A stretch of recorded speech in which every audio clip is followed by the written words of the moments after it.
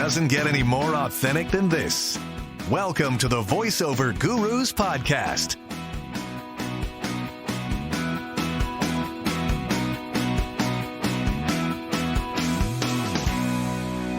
Welcome back to the Voiceover Gurus podcast, and this is part 2 of my chat with Marc Scott.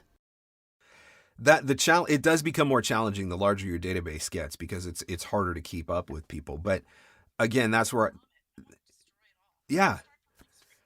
but that's where I say you got to prioritize then at that point, right? When the larger that your database gets, the reality is I do not churn through my entire database nearly as often as I used to back in the day. But that's because I've got such a big database now. I can spend more time focusing on just clients and just prospects and not having to worry as much about people who are leads. And so always make sure, no matter what, that you're prioritizing communication with your clients first. Don't let them forget you, because if you let your clients forget you, you are leaving money on the table, no question. And the prospects that haven't hired you yet but have expressed an interest, you don't want to lose contact with them either, because they're the next closest thing to a paid booking.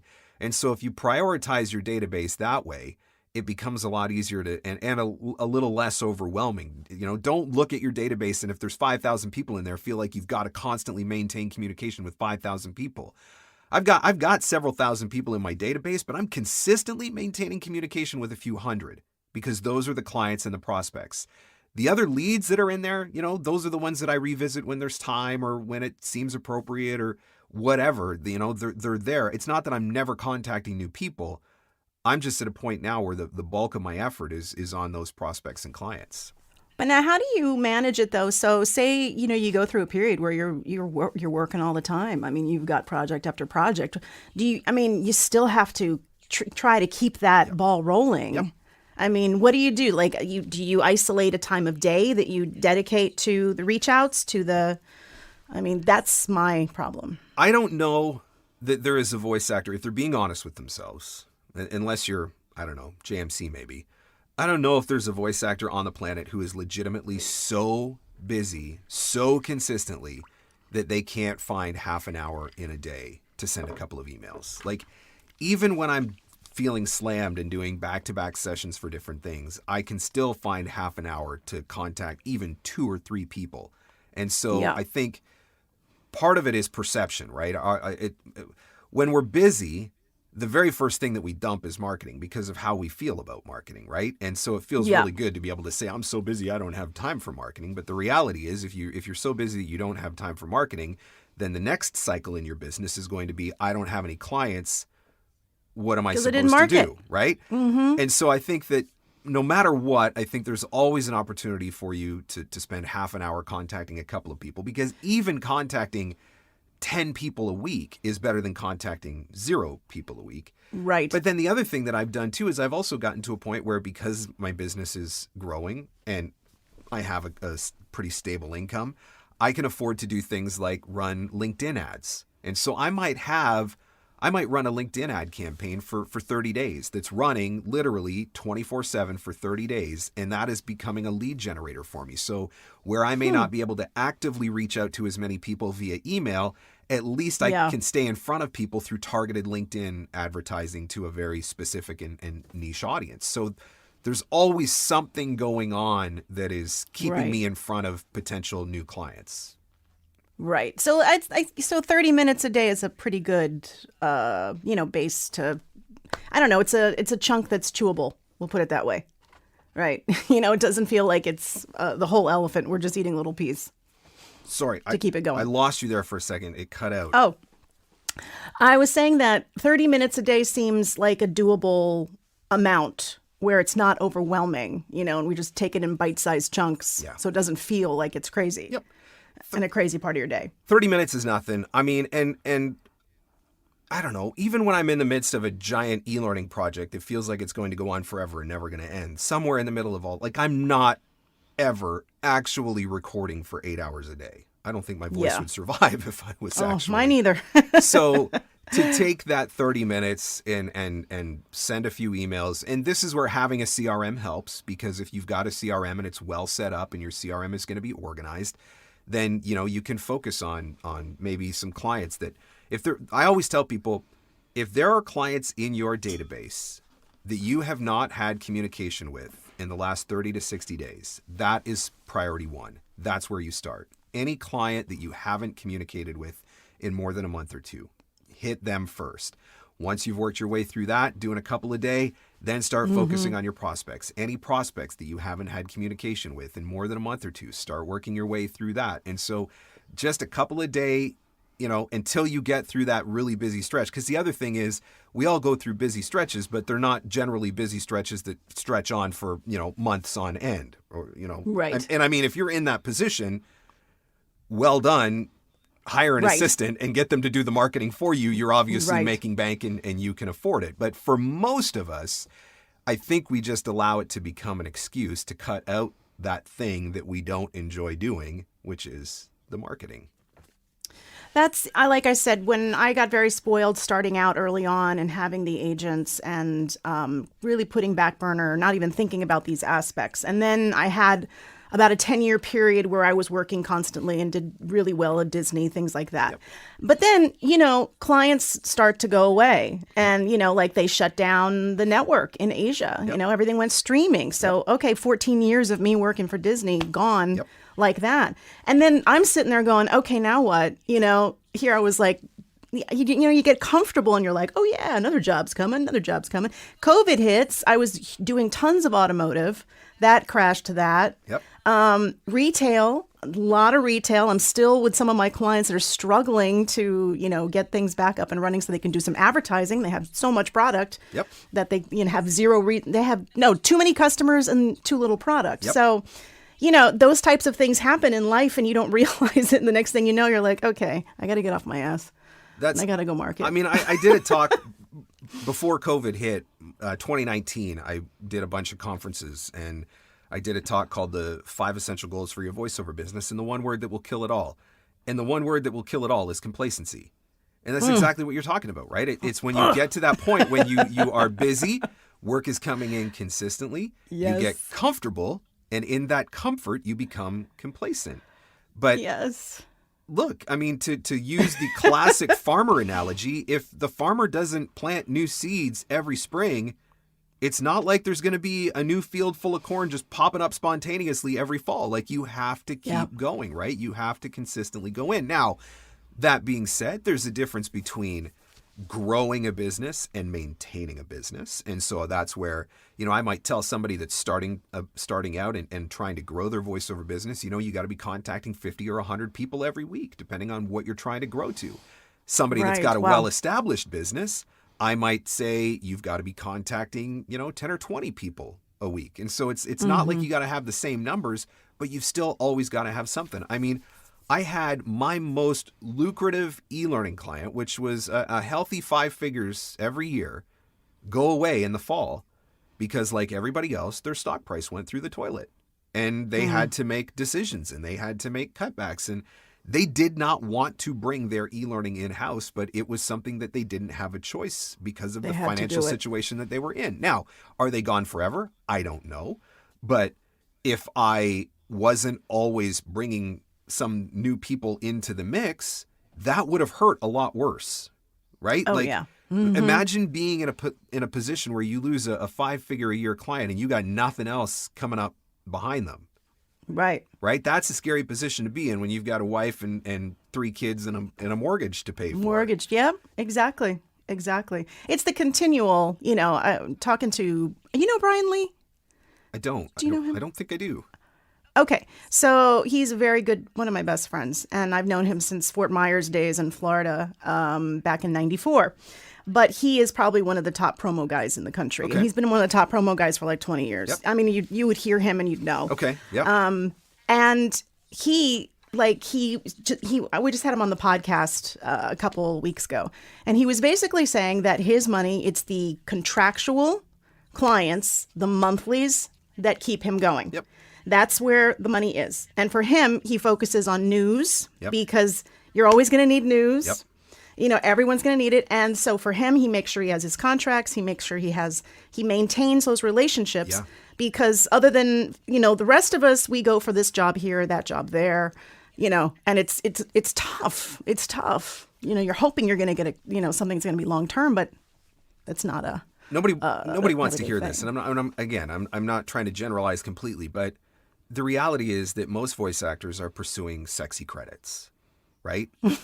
So we're pursuing those big national gigs because they give us, Fortune 500 company names to put on our website, and it's a big sexy credit that we can tell everybody about, and hey, listen for my spot on such and such or whatever, and right? Nothing wrong with that. That's what a lot of people are going after. It's that, or it's AAA video games, and everybody wants to be the voice on the next whatever it is, Blizzard game or whatever. I'm not a gamer, I don't know, but those are the types of things that they go after. I recently I went across the border in November. It was the first time that I crossed the border since 2019 because of COVID and all the restrictions and everything, right? So I crossed the border from Ontario into Michigan, and the border agent says to me, what do you do for a living? And I said, I'm a voice actor. And he said, what have I heard you on? And I said, nothing.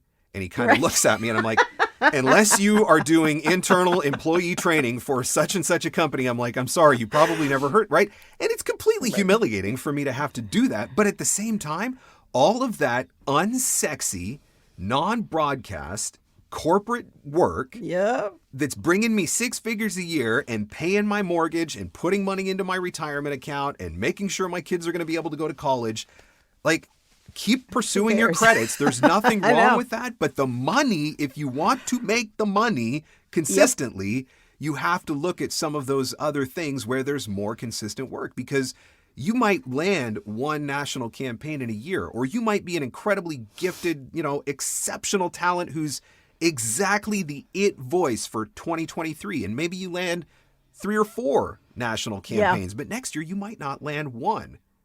No. And if all you're doing is pursuing national to national to national, there's a big void in between where you're not working and you're not recording. And for me, that's what gets filled with all of that unsexy stuff that nobody wants to talk about because it's not sexy. I don't know. Paying my mortgage, that is sexy. That does it for me. I have a physical studio here, so it's a production studio. So I have students that physically come here to learn. Yep. And the first thing I will say 70% of the time, I want to do animation. Yep.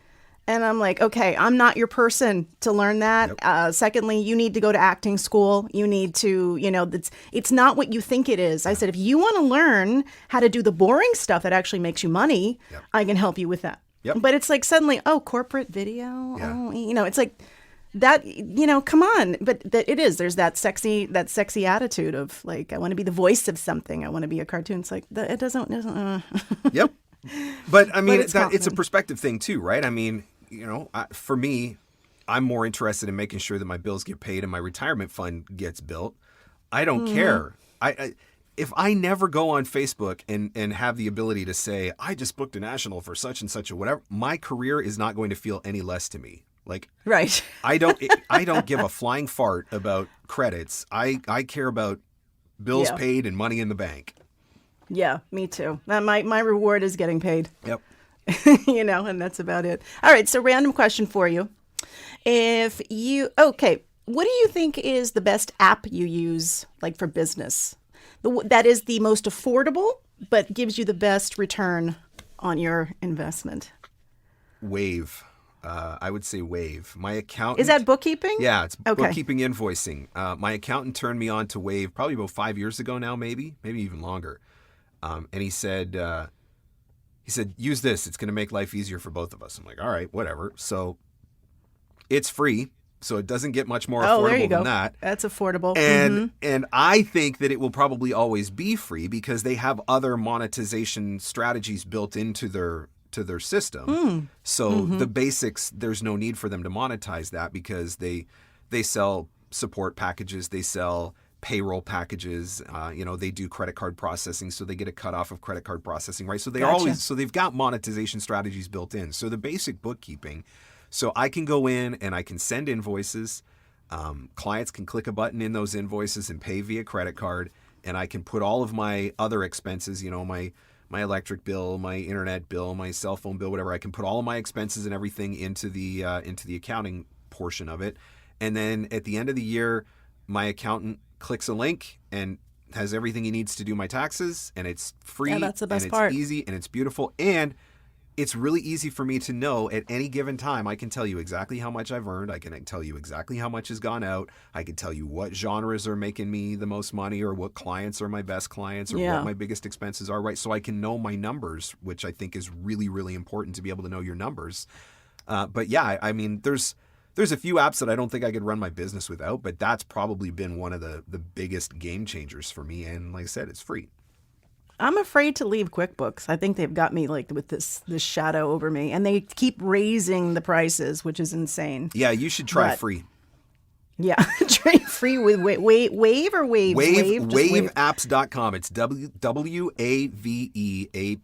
Waveapps.com. Yeah, I'll check it out and see what they say. Okay, here's another question for you. What's the most expensive piece of equipment you have in your studio? That U87 probably is the most expensive. Nice. That 416 is probably the second most expensive. Number 2. Actually, no, my MacBook, my iMac that's out in the office area. That might be the second most expensive, but the second. Okay, good. And if God forbid, your studio set fire, and this is not including family or anybody that means anything to you, what are the 3 things that you would grab? What would I grab out of my studio? Yeah. I would grab my U87 because I could probably never afford another one of those ever again. I would risk my life probably for that. And I was a firefighter for 17 years, so I have a level of training that allows me to do that with reduced risk. But I would say I would grab my U87.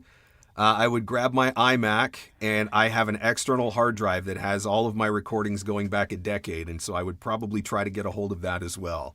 Everything else is, whatever, replaceable. Yeah. But, is BS. Yeah. All right. Well, those are very responsible answers. I like that. I don't have a lot of tchotchke stuff, or you know what? I do have a signed baseball bat, a signed Red Sox baseball bat. So maybe I could sacrifice the iMac for the baseball bat, because the iMac is backed up to the cloud, so I wouldn't lose the data. So that's the U87, the signed baseball bat, and the external hard drive. Those would be the 3 things. That's solid.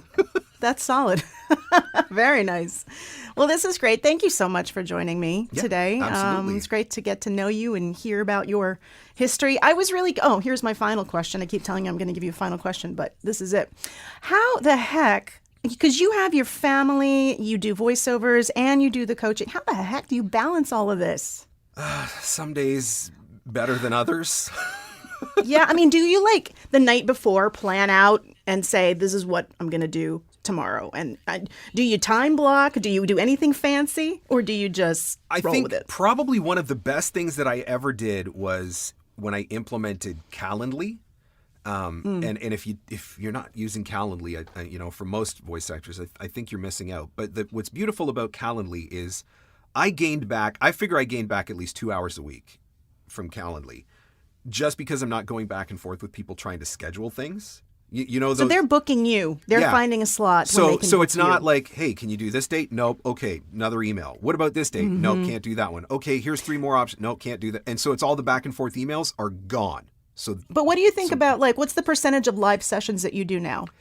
So I don't do a lot of live directed sessions, but where Calendly comes in for me is because people can book on my calendar up to 2 months in advance. I've always got a pretty good overview of what my coming weeks are going to look like. And so once I get some of those priority things filled in, coaching sessions, directed sessions, whatever, that shows me where all the empty blocks are in my calendar that allows me to kind of fill in with all the other things that I have to do. But then I also, for example, you can't book me for coaching before 11 a.m. because that gives me a couple hours in the morning to get done things that I need to get done.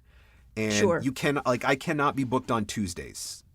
Tuesdays, that's my day that I leave to do whatever I need to do to get ahead on my podcast, or do a big job that I've got to get done, or if I'm working on a new course or whatever. Interesting. So Tuesday is just never available for anybody to book for anything. You can't book me generally after 3:00 in the afternoon. And so same thing, right? I can get some stuff done in the morning, then I can fit in coaching sessions and all that sort of stuff during the day. And then after 3:00 in the afternoon, I can wrap up the day if there's any other session, recording jobs that have come in during the day or whatever. And so I kind of work on that sort of a basis. But then I'm way planned out. Like I've already, Yeah. I'm working on stuff for the end of the year already. Like I'm always thinking ahead for, particularly when it comes to the coaching side of things, what webinar am I going to do? What am I, what does my next 3 months of my So podcast jealous. look like, and all That's that sort of great. stuff. I did not always used to be that way. And I still struggle with it, but it's been a huge difference maker, because if I can plot out several months in advance, I give myself a little bit more time to get things done. Now, that does not mean, like my last webinar that I did, I finished building it about an hour before I went live to teach it. Oh, wow. Okay. Yeah. So, All right. So sometimes that still happens. 9 out of 10 times, if I have a new course that I'm putting up for sale, it's for sale before it's been built. Which actually creates accountability for me to make sure Right. that I get it done. But generally, that pressure. I've at least got a roadmap of what I want it to look like, or the main points that I want to cover off, or whatever. And maybe I just need to finish building out slides and stuff like that. But so I would say, I guess that is, to a degree, that's time blocking, right? Keeping my mornings free to do some things, keeping Yeah. my afternoons free to do some things, fitting coaching in where I can. But it does get tough though. Like there are days. So because I've been sick, the first 2 weeks of January, I couldn't do anything because I couldn't talk at all.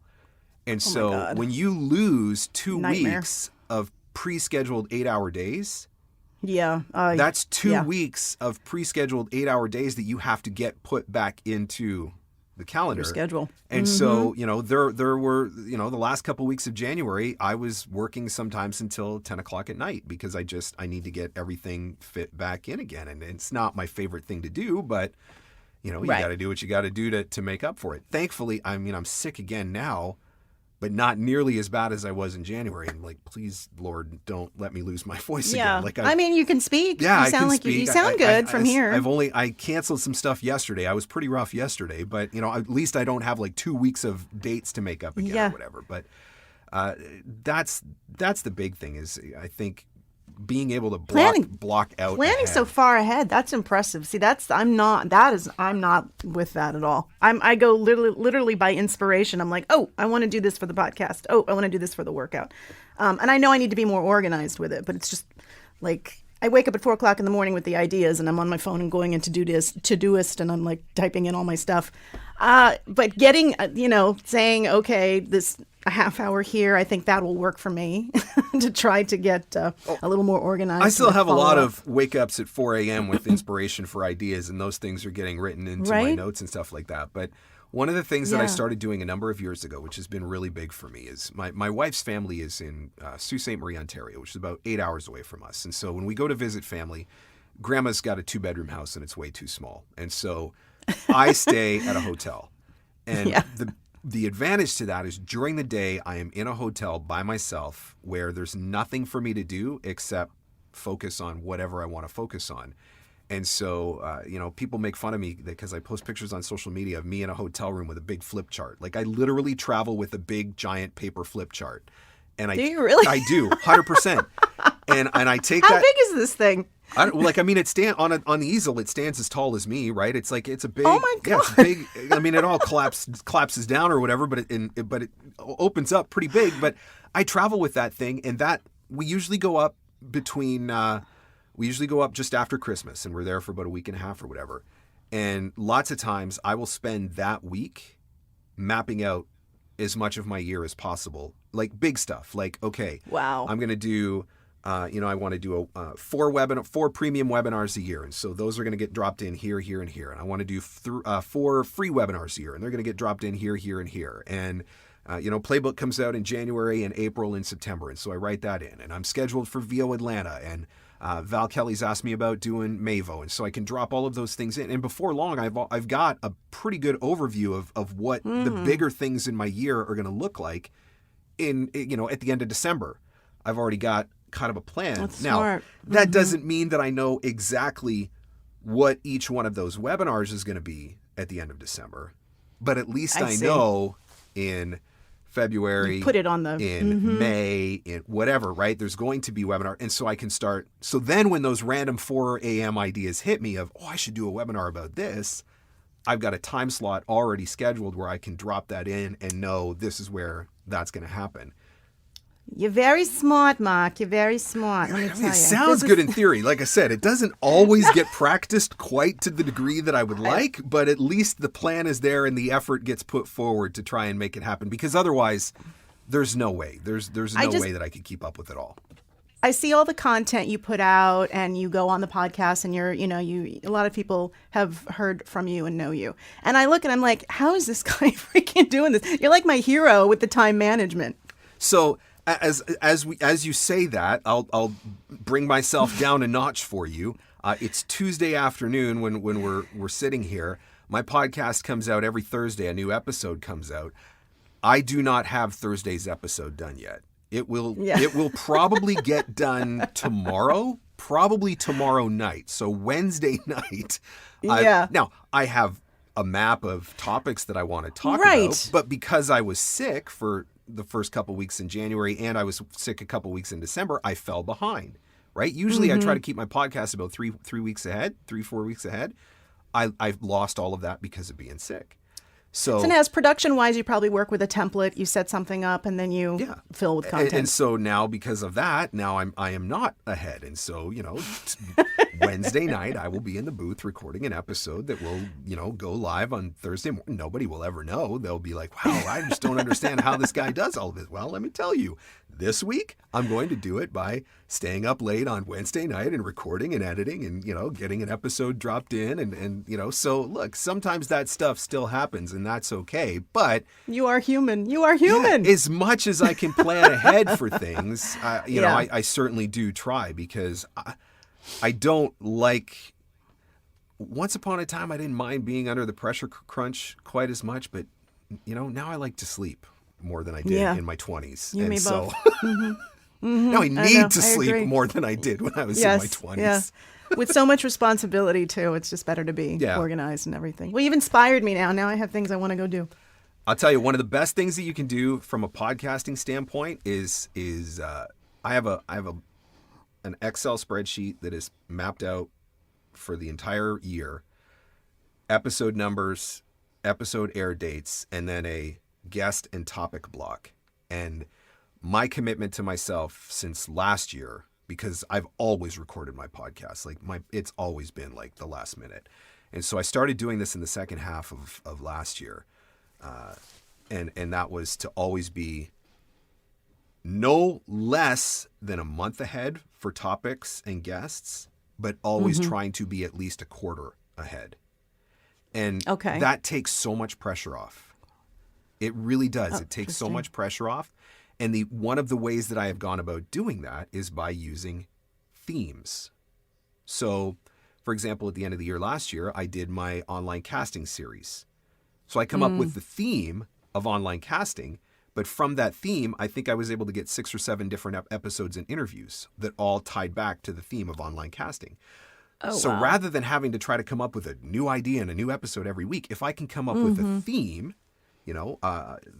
this theme, the first theme is going to be online casting. Maybe the next theme is going to be, producers. Maybe the next theme is bringing in influential people from different genres or whatever. But you find some themes, those themes that allow you to break down into more individual episodes. But that makes it so much easier to get ahead. But from a podcaster, always try to be at least a quarter ahead with your ideas and try to be a month ahead with your episodes. That way, when things happen, like you get sick or whatever, right? You're not just shutting the show down, right? Right. Very good advice, especially for me. Thank you. Being a podcaster. Well, I appreciate you joining me, Mark. It was really, really nice virtually meeting you. Yeah. And thank you, too, for including me with your gifts of Christmas. I'm going to be working with one student who actually won a lesson with us. That's fun. That is always fun. That's something that people make fun of me, but that starts getting organized in July. Really? In order to pull that together. I mean, what did we end up giving away? Like something like $19,000 in prizes? It was insane. Like that doesn't happen on a whim, right? And so that's one of those things that starts happening in July. I start kind of mapping out who I'd like to talk to and then start building out a list. And I start sending out emails probably late September, early October to start collecting. And now it's getting to a point where people are reaching out to me, like the day after the contest saying, can I get in for next year or whatever? But, things like that. I mean, if I was not organized to some degree, stuff like that, 12 voiceover gifts for wouldn't Christmas happen. would never happen. Well, I know I want to be a part of it in whatever way you have open for this coming. It's already 2023. So please keep. I will keep me put in you mind. on the list. Yay. So you have two websites, right? You've got your Marc Scott Voiceover and then Marc Scott Coaching. Yeah, because I'm a glutton for punishment and I'm not smart enough to put them all together in one central hub. There's Marc Scott Voiceover for the voiceover, marcscottcoaching.com for the coaching, and then VOpreneur.com for the podcast. Again, because I wasn't, I'm the marketing guy, but sometimes you can't see what's right in front of your face, and so you screw up your own business. And so I wasn't smart enough to put all three of them into one central hub. So now I get to maintain 3 different websites. So that was okay. Well, that makes sense because I wasn't too familiar with the VOpreneur. The rest I knew. So okay, well, this is good to know. Yep. But thank you again. It was great meeting you. Yeah, absolutely. And that wraps it up for another episode of the Voiceover Gurus podcast. We have a limited amount of workouts happening. Join Alyssa and I to coach you for 2 hours. Very affordably, $65. You get 2 coaches, and it's only limited to 6 people. So you get a lot of attention for the workouts. And we'll see you again real soon. Thanks. Thanks for listening to the Voiceover Gurus podcast. Real talk about the voiceover industry. Learn more about us and get coaching at voiceover.guru.